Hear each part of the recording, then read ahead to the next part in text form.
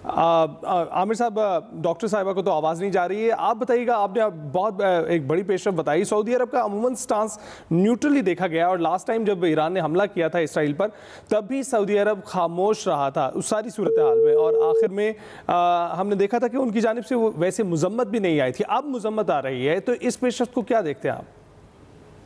देखें, जाहिर है कि मैं पहले भी ये बात कह रहा था कि, और इन्फॉर्मेशन की बुनियाद पे कह रहा था कि ये गल्फ बिल्कुल नहीं चाहता, पूरा गल्फ नहीं चाहता कि ये लड़ाई होती इसराइल की तरफ से, जो कुछ होने जा रहा था।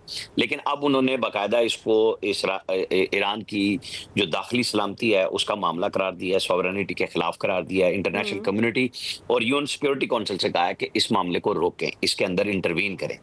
तो ये एक बाज़ाब्ता जवाब है, लेकिन सिचुएशन वहीं खड़ी है कि ये अब चाइना क्या कहता है, रशिया क्या कहता है, और सिक्योरिटी काउंसिल में कौन सा मुल्क क्या किरदार अदा करता है। क्योंकि P5 की एक्चुअली तो वैल्यू है ना कि वो वीटो करते हैं या करारदाद पास करते हैं। लेकिन इसराइल पे फैज़ रहमान साहब भी कह रहे थे कि तमाम जिस तरह वो बमों की बारिश वहां किए हुए गजा पे, तो उनकी सप्लाई चेन तो अमेरिका से आ रही है ना, कि वो मुसलसल उनकी कमक जो असलहे की है वो जारी है, वो तो नहीं रोकी। अब प्रेसिडेंट ट्रंप क्या करते हैं, देखना यही होगा कि क्या वो सिर्फ अपनी तनसीबात को बचाने की बात करते हैं। लेकिन बात असल ये भी नहीं है कि अपनी तनसीबात, वो तनसीबात कहाँ पे हैं, वो गल्फ में हैं, वो कतर में हैं, वो सऊदी अरब में हैं। मतलब ये इन ममालिक में अगर अमरीकी तनसीबात पे हमला होता है तो उनकी भी दाखिली सलामती का इशू आएगा। एक बड़ा ठीक ठाक किस्म का सेंसिटिव इशू है।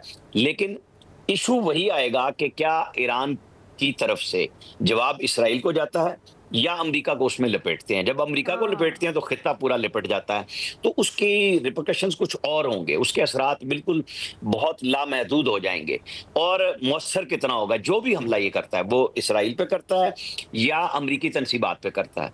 अगर वो हमला कामयाब नहीं होता तो ये बिल्कुल क्लियर बात है कि फिर जवाबी हमला एक और, मतलब इस हमले को जवाबी हमला कहेंगे। गो के इसराइल ने हरकत की है, इसराइल ने बेईमाना हरकत की है और ये नहीं होनी चाहिए थी, लेकिन वो चूंकि कर चुका है।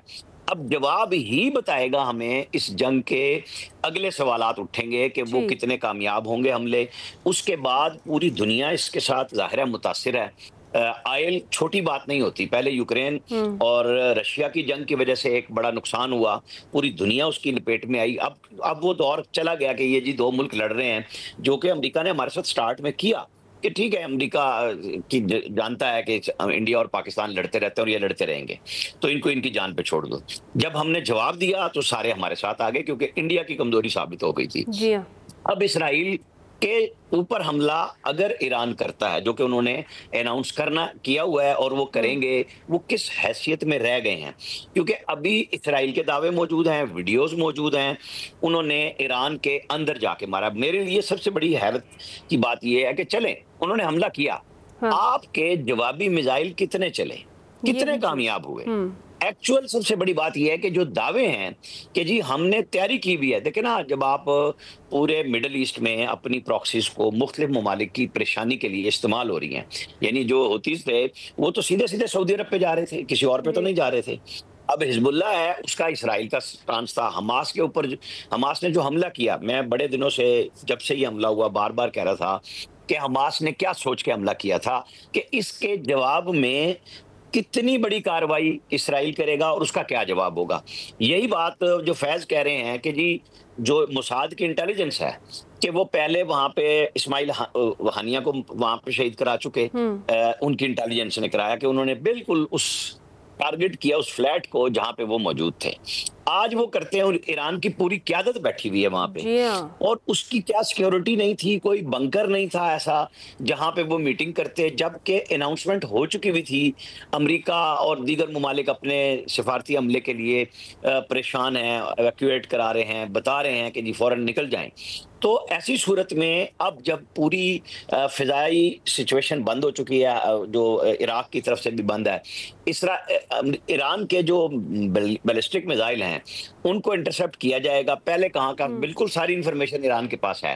तो ईरान के पास ये भी तो थी ना कि हमला होने जा रहा है, ये मतलब असल क्या क्वेश्चन वजह है है, मेरे क्या लिए। वजह है फिर, जब पता था सब कुछ और सारी इन्फॉर्मेशन भी थी, तो उसके बावजूद किसी किस्म की कोई तैयारी नहीं थी? वही आपके वाली बात और फैज़ साहब वाली बात, कितना प्रिसाइजली उन्होंने आकर अटैक भी कर दिया, अपने टारगेट्स को अचीव कर लिया।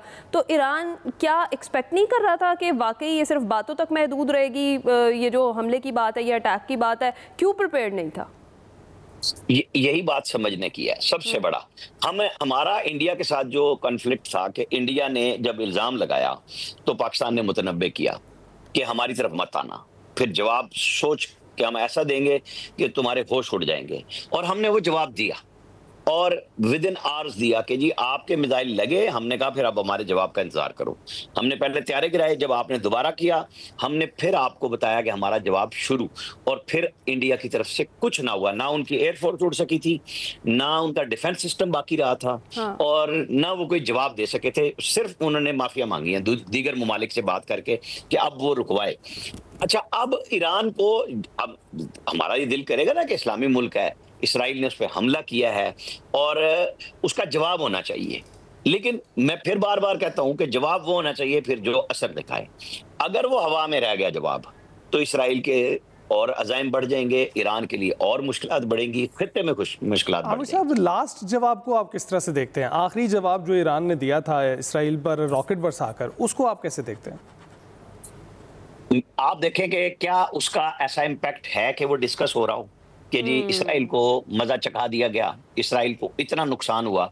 हमने जब इंडिया पे हमला किया, क्योंकि ये मैं बार बार पाकिस्तान की इसलिए मिसाल देता हूं, हमने राफेल गिराया तो हमने उसकी इलेक्ट्रॉनिक सिग्नेचर का सबूत दिया कि हमारे पास सब कुछ मौजूद है, और हमने क्या क्या निशाने बनाए। हमने इंडियन फौजियों के सफेद झंडे मकबूजा कश्मीर में एलओसी के ऊपर उनकी चौकियों पे लहराए हुए दिखाए कि अब वो भाग रहे हैं, अमन की भीख मांग रहे हैं उनके फौजी। तो ये जवाब होता है कि फिर आप, क्योंकि आजकल सैटेलाइट मौजूद हैं, आपके जो तैयारे जा रहे होते हैं, जो आपके मिसाइल जा रहे होते हैं, उन सब के अंदर ऐसी चीजें मौजूद होती हैं कि आप बराह रास्त देख रहे होते हैं, कोई चीज छुपती नहीं है। हाँ। तो जो बात हो रही है कि पहले हमले का जवाब, तो वो अभी तक मैं तो कम से कम नहीं समझ सका कि वो इतना मौसर था। फिर तो फिर ईरान को, तो इसराइल को जुर्रत ना होती कि वो कैसे करता। वो बस टिट फॉर टैट हो गया जी, बस ठीक है जी, एक काम हमने किया, उन्होंने बंदा मार दिया, आपने जवाबन अटैक करके अपने लोगों को खुश कर लिया। ऐसे नहीं होता। अब अगर आपके दावे हैं और सॉवरेनिटी का क्वेश्चन है, बल्कि वो जो ईरान के सदर के हादसे की भी बात हो रही थी अभी हमारी ट्रांसमिशन में ही, तो वो बिल्कुल क्वेश्चन मार्क मौजूद है उसके ऊपर कि वो वेदर की वजह से है, वो क्या था उसमें, क्योंकि ये ऊपर नीचे ईरान के अंदर वाकयात हुए, ये कुछ छोटे वाकयात नहीं थे। उनके जनरल सुलेमानी को मारा गया पहले, तो क्या जवाब दिया गया? अभी तक कोई ऐसी चीज हमारे सामने नहीं आई कि सिवाय गुफ्तगू के कोई मौसर अमली जवाब ईरान की तरफ से इसराइल को दिया गया हो।